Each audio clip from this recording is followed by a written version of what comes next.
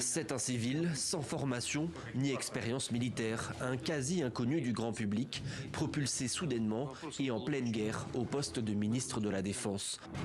Andrei Belousov est le nouveau chef des armées russes et sa nomination est une vraie surprise à Moscou. Économiste de formation, fonctionnaire d'État réputé intègre, efficace et dur, son profil en dit beaucoup sur les buts recherchés par Vladimir Poutine. Poutine souhaitait qu'un responsable économique dirige le ministère. Le pays dépense des sommes records pour la défense. Et cela montre que le Kremlin veut sévir contre la corruption pour augmenter réellement ses dépenses militaires et se lancer dans une longue guerre en Ukraine. Dans un système où la corruption est au centre de la vie politique et économique, le Kremlin doit faire des choix pour continuer sa guerre en Ukraine. Sergueï Shoigu, pourtant fidèle parmi les fidèles, laisse sa place, mais reste dans le cercle en prenant la tête du Conseil de sécurité. Tout comme un autre proche de Vladimir Poutine, Nikolaï Patrotchev, lui aussi écarté.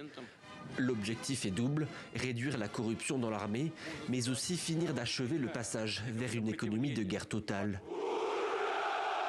Les dépenses militaires représentent aujourd'hui en Russie jusqu'à 40% du budget. C'est autant que durant les dernières années de l'URSS. Production de chars, d'avions, de missiles, le complexe militaro-industriel est redevenu le principal moteur de l'économie. Il entraîne même une croissance plus importante que prévu selon le FMI. Le message est reçu de manière très claire côté ukrainien. Il ne fait aucun doute que les changements que nous observons aujourd'hui témoignent de la transformation complète de la Fédération de Russie. La Russie est en train de déplacer la quasi-totalité de son économie vers les lignes militaires. Elle deviendra un pays militariste et son économie sera construite exclusivement sur la production militaire. Une économie tout entière bâtie sur le militaire, égard à ceux qui voudraient en profiter sans l'assentiment de Vladimir Poutine. Ces derniers jours, plusieurs hauts gradés ont été arrêtés pour des scandales de corruption.